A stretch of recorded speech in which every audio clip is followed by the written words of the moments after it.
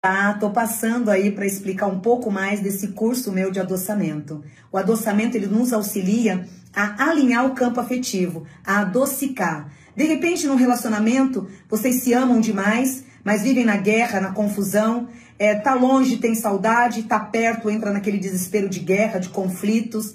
Então, o adoçamento, ele auxilia para que essa guerra acabe e que essa união permaneça. O adoçamento também é muito bom para aquelas pessoas que estão com dificuldade de trazer a pessoa que tanto ama para perto.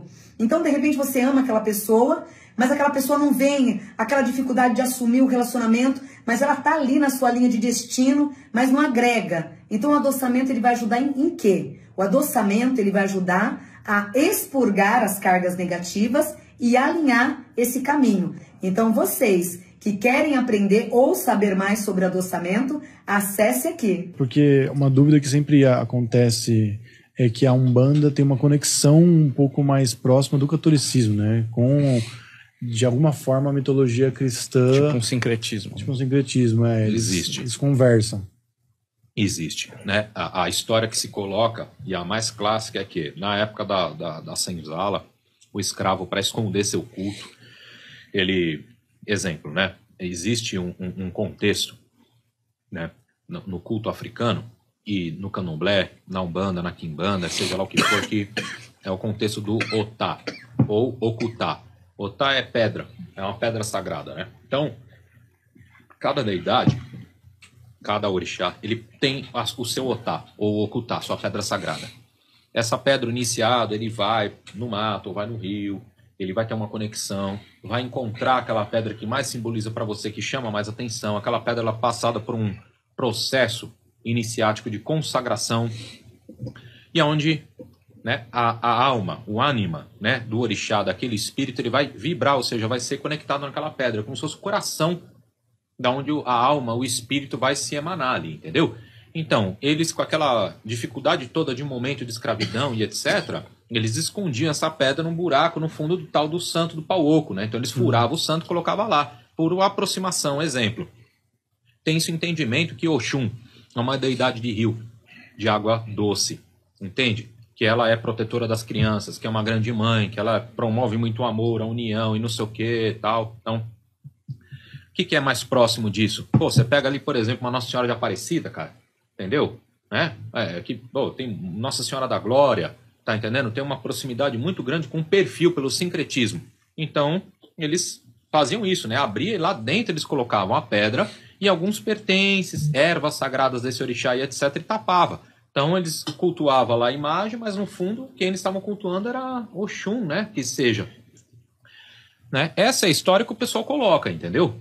Então, isso veio se perpetuando pelo tempo. Eu não conheço nenhum terreiro de Umbanda que não tem um altar católico. Lá em cima está o quê? Oxalá, que seria sincretizado com Jesus Cristo. Né? O Jesus com o braço aberto, que seja, né? E depois tem, né, uma ordem de hierarquia, né? São Jerônimo, São Jorge, São João Batista, entendeu? Nossa Senhora dos Navegantes, a própria Nossa Senhora de Aparecida, etc. Né? Então...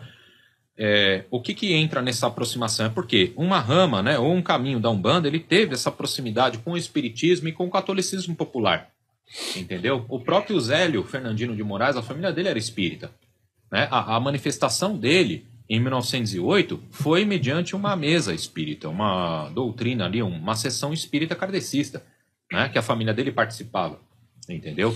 E aí se instituiu isso, né, essa questão. Então, você pega até linhas, né, textos antigos de Umbanda falando sobre linha de como é que fala? De Nossa Senhora de Aparecida, dando a entender a questão para Oxum, entende?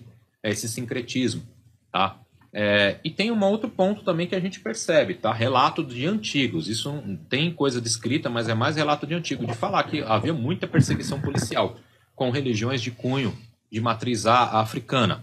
Entende? Preconceito mesmo, entende? De polícia entrar no terreiro, sair arrebentando todo mundo, falar, aqui está sendo feito macumba, entendeu? E aí, o altar até católico entra nesse contexto de disfarçar a situação ali, né?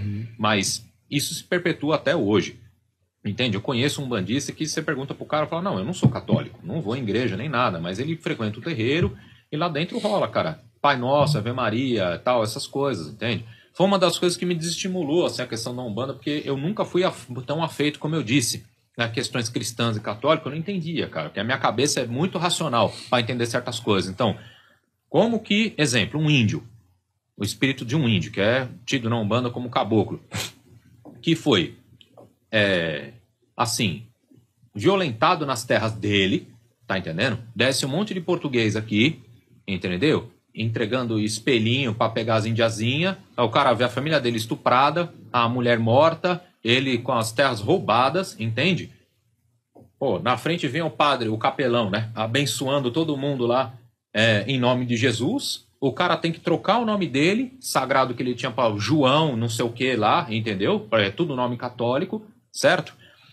E aí ele morre, certo? Mediante essa escravidão, essa coisa horrorosa que aconteceu.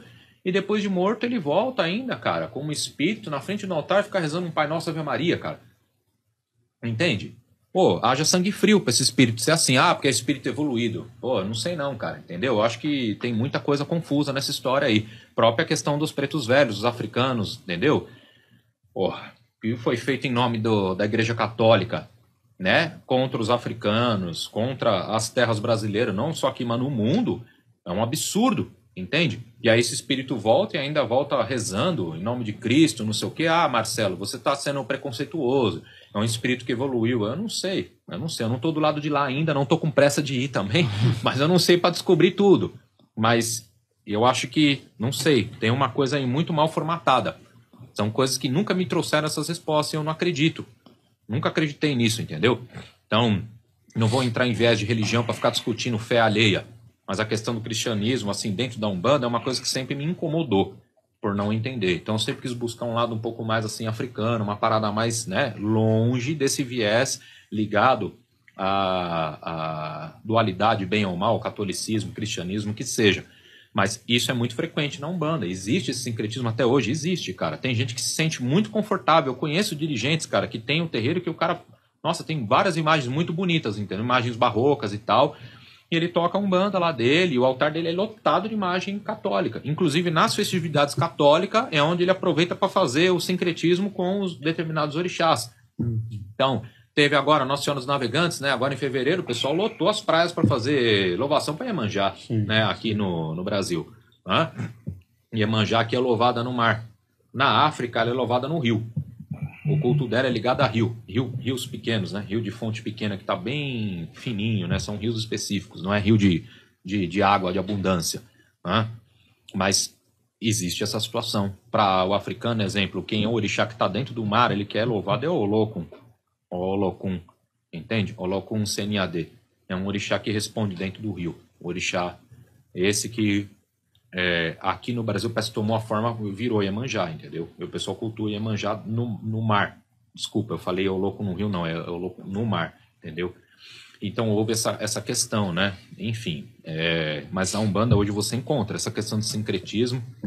E assim, eu acho que tudo vai de acordo com o público, né? Porque tem isso também. Imagina, aquela senhora que recém saiu, que nem você falou, a dona Neide lá, que saiu ali de um catolicismo, estava acostumada com ela, quer uma ajuda espiritual, ela encontra na Umbanda um reflexo, né? Algo bom de ver, pô, aqui o cara também, né? Cultua, acredita em Deus, em Jesus, né? Na Santíssima Trindade, etc.